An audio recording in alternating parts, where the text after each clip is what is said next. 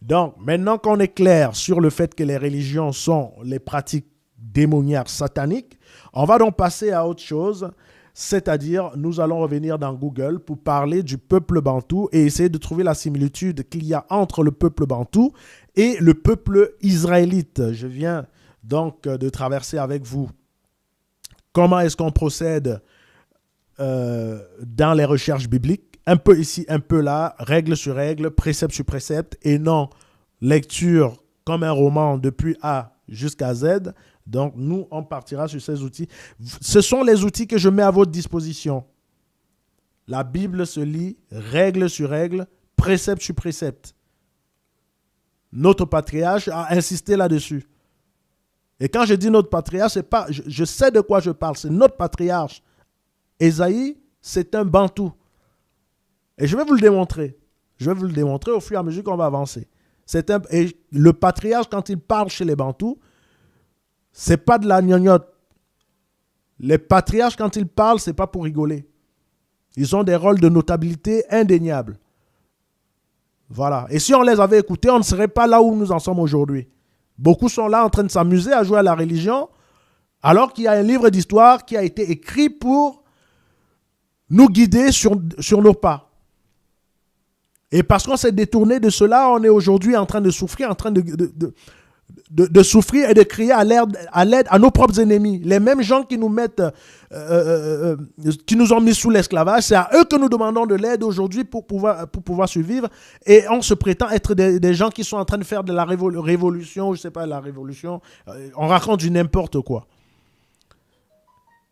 Anyway, nous sommes arrivés à l'ère du réveil. 400 ans d'esclavage, c'est terminé. Nous allons voir ici ensemble qui a fait 400 ans d'esclavage et tout et tout. Ce serait dans les prochaines éditions. Mais aujourd'hui, je vais tout simplement d'abord démontrer que les Bantous sont les véritables Israélites. Et donc, on va aller d'abord voir l'histoire du peuple Bantou.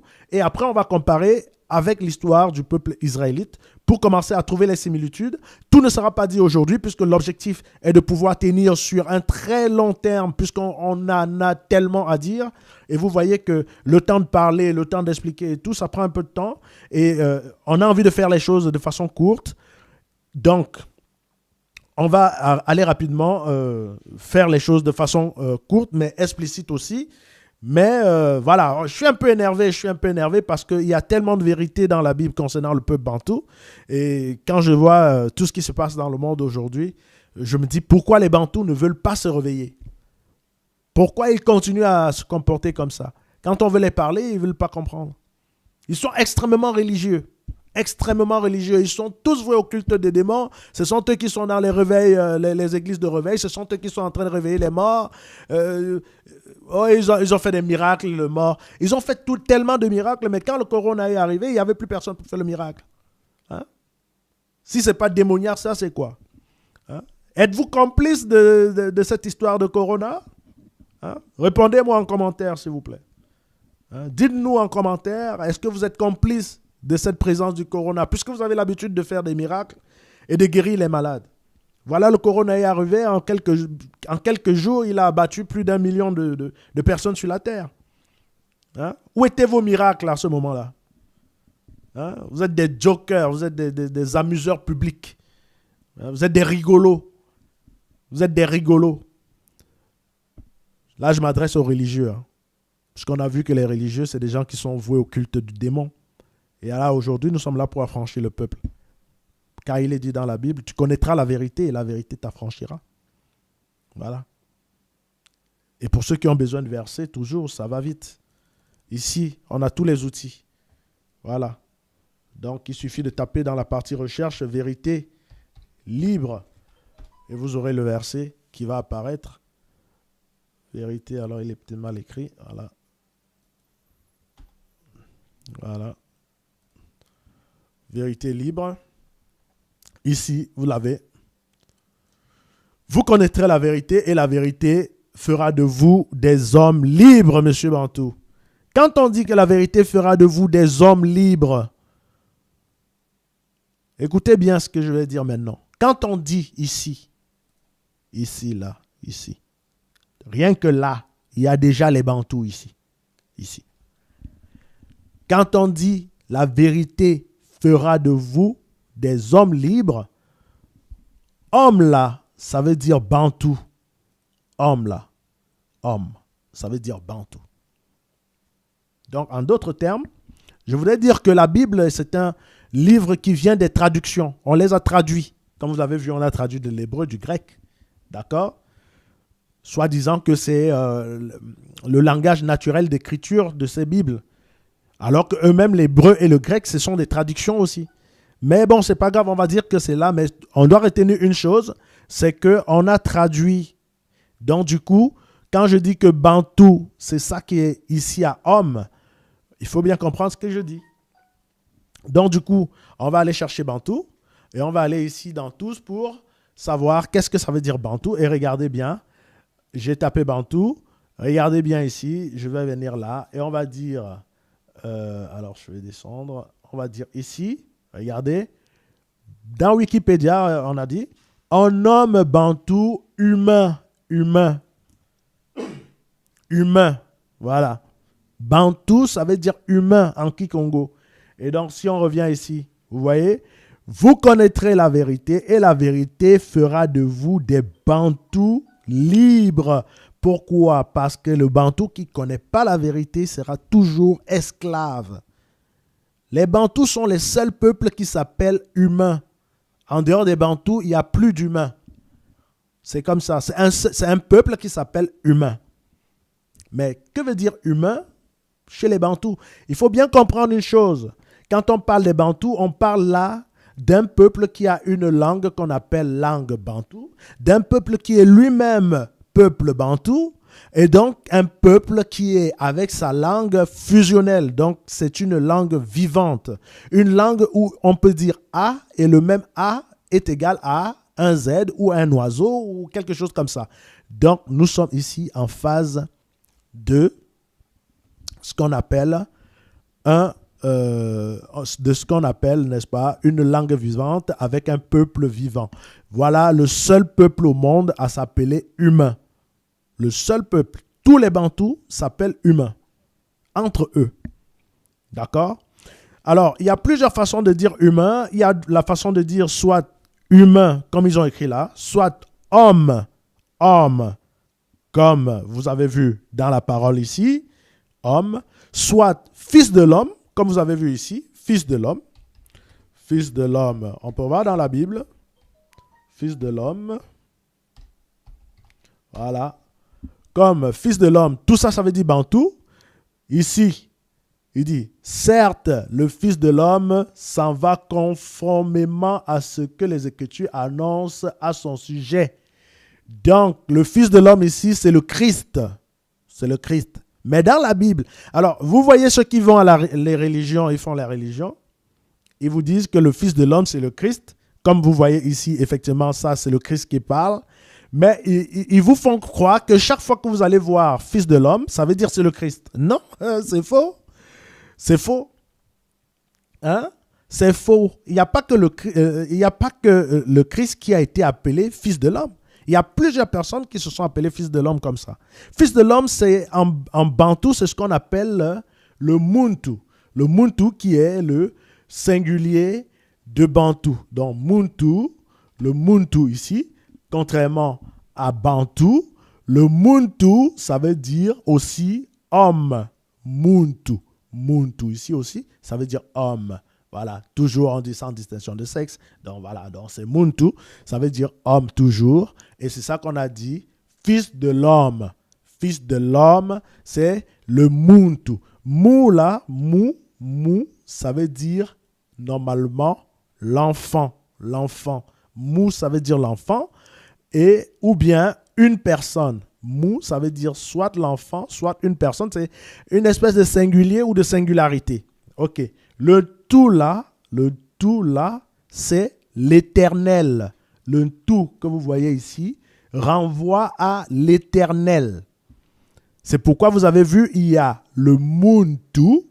Et quand on vient changer ici, le pluriel du muntu, sans enlever le tout, donc le mou et le bas, voilà. Donc le mou, et après, ça va donner le bantou.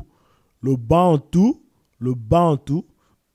pardon, Bantou, c'est pas avec O-U-S. Bon, mais bref, on va laisser. Voilà, vous avez vu ça. C'est le Bantou qui est le Bantou, qui est le peuple. Le Ba veut dire déjà plusieurs, c'est-à-dire le peuple de l'Éternel. Ça veut dire l'Éternel, le roc, le rocher. Le roc, le rocher. Alors maintenant, on a introduit ici la notion de roc, la notion de rocher, le Ntou. Moi, personnellement, qui suis votre humble serviteur Armel, je suis un Bantou de la tribu de Benjamin. Donc, je connais très bien de quoi je parle. Et le Ntou, qui veut dire le rocher, c'est connu de chez nous. Donc, je suis... puisque sur Wikipédia, je vous ai dit, le peuple Bantou est le peuple qui a le moins d'histoire véritable. On va le vérifier tout de suite. On va entrer dans cette explication de Bantou, de ce monsieur, je ne sais pas.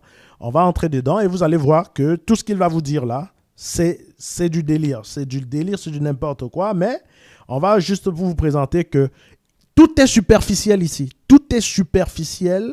Il n'y a rien de sérieux en dehors de la définition qui ne vient pas de celui qui a écrit, en fait, qui vient du peuple lui-même. Le peuple s'appelle Bantou. Tous les Bantous savent que Bantou veut dire humain. Tous les Bantous savent que Bantou veut dire peuple du rocher. Tous les Bantous le savent. D'accord? Et ici, il n'a même pas pris la peine de le préciser que Bantou, en dehors de dire humain, veut dire aussi peuple du rocher. Et en dehors de dire peuple du rocher, veut dire aussi peuple de Dieu. En dehors de dire peuple de Dieu, veut aussi dire peuple de l'Éternel. C'est ça le mot Bantou. C'est ça le mot Bantou. D'accord? Et donc ici, si vous arrivez là, vous allez voir que il y a des gens ici comme le Joseph Greenberg qui va venir, c'est un blanc, lui le monsieur là, c'est un blanc, qui va venir raconter ce qu'il sait du peuple Bantou. Il va dire du n'importe quoi. Il va parler des trucs, fleuve Niger, Congo, les choses vraiment. Et si vous lisez ceci, vous allez avoir l'impression que vous connaissez le peuple Bantou. Ici, vous avez 0 sur 20. Là, ici. Vous avez 0 sur 20, il n'y a rien ici à retenir. D'accord? Il n'y a rien à retenir. Voilà, tous ces gens qui ont écrit, les Allemands, ils sont venus écrire, chacun est venu écrire ce qu'il voulait sur le peuple Bantou. Mais on ne vous dit pas d'où ils viennent, ces Bantous. Ce monsieur dit que les Bantous ont commencé à se déplacer à partir de l'ouest Cameroun. C'est ce qu'il dit. Il dit que les Bantous ont commencé à se déplacer à partir de l'ouest Cameroun. Alors, on va trouver ça. Alors, voilà. Il dit, Johnson évoque des migrations parties des Grands Lacs avec un foyer originel vers le Cameroun dans les années 1950. C'est-à-dire que pour ce monsieur qui s'appelle Johnston, les Bantous, voilà, on va mettre sa photo, vous allez voir, voilà. Pour ce monsieur-là, il dit, il est venu, c'est les amis de Christophe Colomb, c'est-à-dire c'est des gens, quand ils arrivent, ils connaissent tout. D'ailleurs, tellement ils savent tout qu'ils ont décidé que ce sont eux qui sont les Jésus. Donc, le monsieur Johnston dit que la migration des Bantous a commencé au niveau du Cameroun dans les années 1950, c'est-à-dire vers la fin de l'esclavage et du début des indépendances, là. C'est là où les Bantous ont commencé la migration. Regardez vous-même ce qu'il dit, ce monsieur. Hein? À la fin du 19e siècle, Johnston évoque des migrations parties des Grands Lacs avec un foyer originel vers le Cameroun dans les années 1950. C'est-à-dire, c'est hier. Hein? C'est-à-dire que normalement, si je demande à mon père l'histoire de migration du peuple Bantou, lui, il est capable de me dire oui, bon, il y avait des frères ici. Parce que nous, on est de l'Ouest Cameroun. C'est de là que tout le monde dit que la migration est partie. Donc, mon père me dirait oui, tout le monde était ici. C'est là où ils ont commencé à partir. Les Zoulous en Afrique du Sud, tout ça, ils ont commencé. Alors, vous voyez que ce Johnston-là, il ne connaît rien du tout. C'est un menteur, ça. C'est un menteur. Voilà. Je peux le dire que c'est un menteur. Vu comment ils ont craché sur nous, je peux le dire très bien, c'est un menteur. Je n'ai rien à cirer de lui. Voilà. Je n'ai aucun respect pour sa mémoire. Donc, il faut que ce soit clair. Parce que c'est des gens qui n'ont pas respecté notre mémoire. Et donc, les affaires qu'il faut respecter la mémoire des gens. Vraiment, ici, on est là pour la vérité et on n'est pas là pour la compassion. La vérité ne fait pas de compromission. La vérité, elle est crue. Elle est sèche. Et elle est droite. Tout ce qui est tordu, si elle touche la vérité, elle doit être redressée. Personne ne peut tordre la vérité. Il faut que ce soit clair pour tout le monde. Voilà. Donc, si vous êtes nouveau sur cette chaîne, sachez que vous êtes sur la chaîne, n'est-ce pas, de la libération du peuple bantou. Vous voyez autant d'actions qui sont menées aujourd'hui dans le monde. Ces actions sont conjointes parmi le peuple bantou et ce n'est pas anodin. C'est tout simplement parce que le délai avait été donné. Il y avait 400 ans d'esclavage qui avaient été donnés pour l'oppression du peuple bantou. Et après les 400 ans d'esclavage, les choses devaient se remettre en ordre par le peuple bantou lui-même. Voilà. Donc, parce qu'il y a des gens qui pensent que nous allons aller demander à ceux qui nous ont méprisés de la clémence. Nous n'allons rien les demander. Nous allons rétablir nous-mêmes la vérité. Parce que c'est nous les enfants de la vérité. Donc voilà, dans ce Johnson, menteur de son état, qui a sûrement eu un prix Nobel d'histoire sûrement dans ce qu'il a raconté, dit que c'est en 1950 que les choses ont bougé. Donc vous voyez qu'à partir de là, tout ce qui va être écrit ici en dessous, ça va être du n'importe quoi. Ce n'est pas en 1950 que les Bantous ont commencé à migrer. Au contraire, en 1950, les Bantous étaient déjà suffisamment bien installés, au point même d'être, méprisés par les amis de ce Johnson-là. D'accord? Donc, l'histoire des Bantous n'a pas commencé en 1950 et les Bantous n'ont pas migré à partir du Cameroun. D'accord?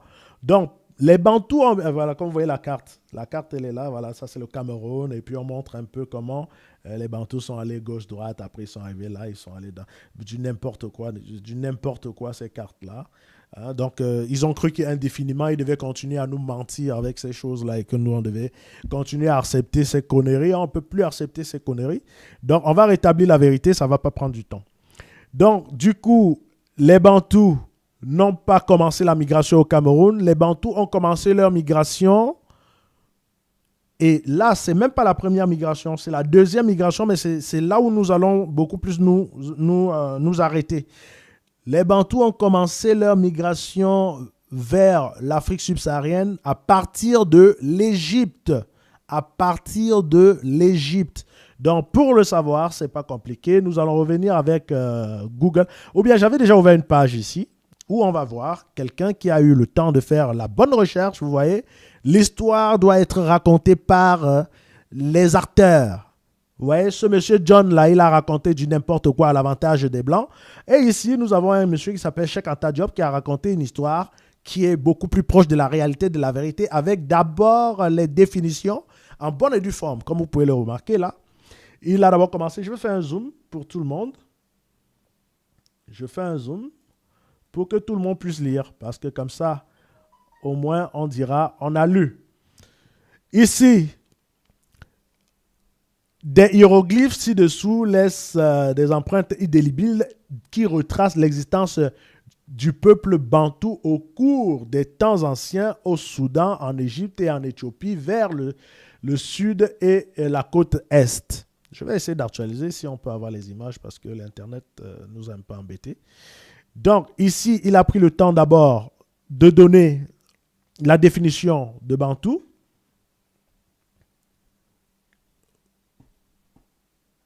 Alors, la page un peu... oh là là. Voilà. On espère que l'image va arriver. C'est ces deux images-là. Bon, si ça ne vient pas, ce n'est pas grave. Donc ici, il a pris d'abord le temps de donner la définition de bantou comme étant le peuple. Le peuple. Mais puisque Cheikh Anta Diop, lui, par exemple, il n'est pas un bantou. D'accord? C'est un Wolof. Voilà, donc il n'est pas un Bantou, donc il a quand même fait la bonne recherche et il a trouvé que Bantou, ça veut dire le peuple. Mais l'expression totale de ce truc-là, c'est Bantou, c'est le peuple du rocher. Le peuple du rocher, le peuple du roc. Le peuple du rocher. D'accord? Donc moi, je le dis parce que je suis un Bantou et je sais de quoi il s'agit. Quand chez nous, on veut dire le rocher, on dit un tout, ou bien on dit un te, ou bien on dit un ti. Ou bien on dit to. Comme vous pouvez voir ici en bas, vous avez tout, vous avez même Ato, vous avez Wato, vous avez Atu, vous avez Atko, vous avez Bot. Bot. Bot, ici, dans le mot bot, c'est le T là, le T, d'accord, qui est, n'est-ce pas, qui est, n'est-ce pas, cette expression de tout, ça revient plutôt ici en T. Donc, c'est pareil un peu partout. Donc, ceci pour dire que ici, nous allons voir que les hiéroglyphes parlent, n'est-ce pas, de la présence des Bantous dans ce qu'on va appeler aujourd'hui le Soudan et l'Éthiopie et l'Égypte. Tout ça à l'époque, surtout le Soudan et l'Égypte, à l'époque, c'était un petit peu ce qu'on va appeler la Haute-Égypte et la Basse-Égypte. OK? Donc, ici, on va un peu faire de la lecture. On va dire, en outre, les traditions orales fournies par les aînés bantous, c'est-à-dire nos parents à nous, nos ancêtres, et nos parents même qui sont encore là aujourd'hui, qui peuvent nous donner des informations. Les preuves sont également basées sur des études linguistiques, historiques, scientifiques et culturelles effectuées par Cheikh Anta Diop, le plus grand scientifique de son siècle. L'hypothèse Niger-Congo doit être réexaminée. C'est quoi l'hypothèse Niger-Congo? On va venir ici rapidement et on va entrer dans la partie... on va aller rapidement ici, on va faire la recherche Bantou. Bantou, pour que je vous montre l'hypothèse Niger-Congo. Bantou, vous allez voir l'hypothèse Niger-Congo. On va ouvrir l'image. Voilà, ce qu'on va appeler l'hypothèse Niger-Congo. J'avais présenté ça hier dans cette image. Vous allez voir exactement de quoi il s'agit. Niger-Congo, c'est ça. Niger-Congo, c'est ça. C'est ce que vous avez vu là. Il y a donc toute cette partie bleue qui montre que c'est ça la migration bantou, c'est-à-dire partie peut-être de là jusqu'à venir comme ça. C'est ça qui a fait l'hypothèse Niger-Congo, qui sont quittés du Niger pour aller vers le Congo. Et donc, on dit que cette hypothèse doit être revue. Ça, c'est ce que le texte est en train de dire. C'est ce que le texte est en train de dire. OK? Puisque le texte va nous dire qu'il y a des groupes de Kenyans, les Kenyans qui se rappellent d'une migration vers le sud en provenance d'Égypte. Donc, les Kenyans, les Bantous Kenyans disent qu'ils ont fait une migration en provenance d'Égypte. OK? En dehors des Kenyans, qui d'autre? Alors, en dehors des Kenyans, on a les habitants Marachi qui sont venus d'Elgon. On a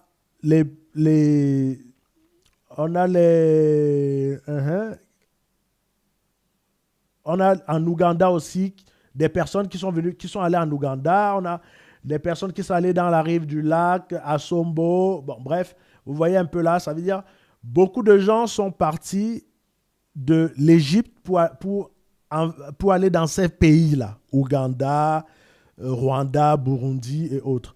Donc voilà, les sources signalent que les peuples bantous suivants, Luya, les Baganda, les Nyarwanda, les Rundi, les Burundi, les Kikuyu, les Zoulous, réclament tous, sans exception, une migration vers le sud depuis l'Égypte. Depuis l'Égypte. De plus, de nombreux groupes de locuteurs bantous de Tanzanie, de Mozambique, du Congo, de Zambie, de Malawi et d'Afrique du Sud témoignent d'une migration vers le sud depuis l'Égypte. Il y a même des groupes de personnes originaires d'Afrique de l'Ouest qui ont migré d'Égypte vers le lieu actuel. Voilà ce que dit, n'est-ce pas, les recherches de M. Cheikh Anta Diop, ce qui est corroboré par nos parents, parce que moi qui vous parle, je vous ai dit, je suis un Bantou. Nous, dans notre chefferie, il est mentionné de façon claire que nous venons de l'Égypte. Mais nous ne sommes pas des Égyptiens. Nous venons de l'Égypte, mais nous ne sommes pas des Égyptiens. Voilà. Moi, je suis un Bamileke. Les Bamileke sont les descendants de la tribu de Benjamin. On aura le temps, bien sûr, dans une autre édition, de voir cela. Les Bamileke sont les Israélites de la tribu, descendants de la tribu de Benjamin. Donc, dans nos chefferies, on nous dit que nous venons de l'Égypte. Vous pouvez vérifier. Par contre, ce genre d'informations, vous ne trouverez pas sur Internet. Vous allez beau taper les Bantous, vous trouvez plutôt les amis de Johnson qui vont venir vous pomper le cerveau avec du n'importe quoi, vraiment de la pure bouillie à remplir dans les cerveaux des gens. On ne comprend pas ce qu'ils veulent faire. Ils ont une mission, c'est de cacher au maximum la vérité au peuple bantou, au peuple de Dieu. Voilà. Donc, nous n'allons pas nous laisser impressionner une fois de plus par ces personnes adeptes de la sorcellerie, donc qui sont là pour encourager le culte du démon, le démon qui est, n'est-ce pas, l'esprit qu'ils préfèrent nourrir. Nous, les Bantous, nous sommes issus de l'Esprit de Dieu. Nous sommes issus de l'Esprit de Dieu. Et nous allons repartir dans la Bible, puisque nous avons vu ici déjà que tous les Bantous viennent d'Égypte. D'ailleurs, je pourrais faire ça dans une recherche Google, où je vais taper « Tous les Bantous viennent d'Égypte ». On va voir un petit peu ce que ça va donner. « Tous les Bantous viennent d'Égypte ». Voilà. Tous les Bantous viennent d'Égypte. Là, on est encore dans les images. On va simplement taper un petit peu ici. Et quand je dis tous les Bantous viennent d'Égypte, on va voir ce que ça donne. Ces peuples couvrent toute l'Afrique équatoriale. Les Bantous en Égypte ancienne. Voilà, c'est Cheikh Anta Diop toujours, c'est le même gars qui parle. Donc voilà, en dehors de lui qui avait fait cette recherche, apparemment personne d'autre n'a fait cette recherche. En dehors de nous aujourd'hui qui essayons de faire la recherche, pourquoi les Bantous sont si négligents, si paresseux? Les Bantous refusent de connaître leur histoire. Hein? Les Bantous refusent de connaître leur histoire. Voilà, c'est pourquoi ils remplissent les églises. Ils font les choux gras des prêtres et des charlatans de tout genre. Voilà. Donc, les Bantous, tous les Bantous sans exception viennent d'Égypte. Si on va prendre par exemple ici les Bamileke dont je suis originaire, ok, c'est un peuple bantou. On va prendre les Bamileke, c'est un peuple bantou, et on va voir. Alors on va faire simple du coup, on va faire Bamileke et on va faire Égypte comme ça.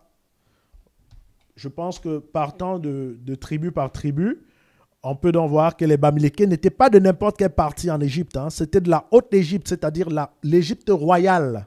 L'Égypte royale, et vous le verrez. Parce que comme je vous l'ai dit, les Bamileke sont les descendants de Benjamin. Mais Benjamin, c'est le frère de Joseph. Joseph qui était le gouverneur en Égypte pendant la période de disette de 7 ans. Et Benjamin, qui était son petit frère, était à côté de lui pendant toute cette période. C'est pourquoi les Bamileke viennent de la Haute-Égypte, de l'Égypte royale. D'ailleurs, les Bamileke ont encore aujourd'hui le langage égyptien avec eux. Et même certaines pratiques qui frôlent les pratiques égyptiennes. D'accord? Donc tout ça, on le verra dans l'évolution des choses. Donc, du coup, ça va nous permettre d'entrer dans la Bible pour savoir si les Bamileke, si les Bantous, parce qu'il n'y a pas que les Bamileke, on va prendre un autre peuple au hasard, on va prendre le peuple Bassa, on va faire Bassa Égypte, vous allez voir toujours, voilà, Bassa en Égypte, voilà, voilà, descendrait d'Égypte. Si vous prenez n'importe quel peuple, hein, moi je vais prendre les Douala, au Cameroun, et voilà, vous allez toujours voir Douala Égypte, vous allez voir, alors, Douala, alors les Douala Égypte, attends, ah, voilà, ça c'est des gens, on a même caché le leur, hein, c'est-à-dire pour eux, on a commencé à faire comme si ça n'existe pas. Parce que les Douala, ce sont les descendants des Lévites, ce sont les gardiens de la loi. Ce sont les gardiens de la loi, c'est des personnes qu'il faut abrutir au maximum. Il ne faut pas qu'on les fasse savoir qui ils sont. Les Douala sont les descendants de Lévi. D'accord? Donc, vous voyez comment ça se passe ici? Benjamin, puisque les gens, les gens ne savent pas qui est-ce qu'ils sont, on a encore peut-être laissé les Bamileke, oui, vous êtes descendants, vous étiez la Haute-Égypte, mais un Bamileke, pour se dire il est descendant de Benjamin, il ne peut pas facilement s'en rendre compte. Vous voyez? Mais les Douala, peut-être qu'ils peuvent s'en rendre compte aussi facilement. Donc, on a essayé de cacher les choses. Vous voyez? Toute la première page Google, on ne parle pas d'eux comme étant un peuple bantou. Donc, on va faire comme ça. On va faire Bantou, Douala, Égypte. Voilà. Comme ça, on va rajouter.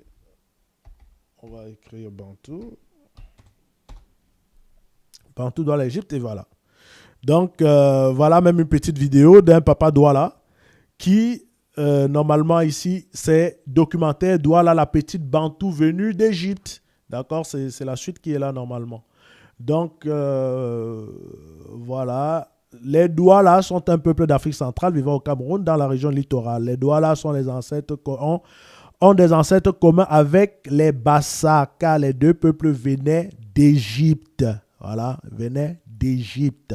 Les deux peuples Bassa et Douala ont leur ancêtre commun, c'est Lévi. C'est les enfants de Lévi. Ils sont là, ce sont les gardiens de la loi. C'est les enfants de Lévi.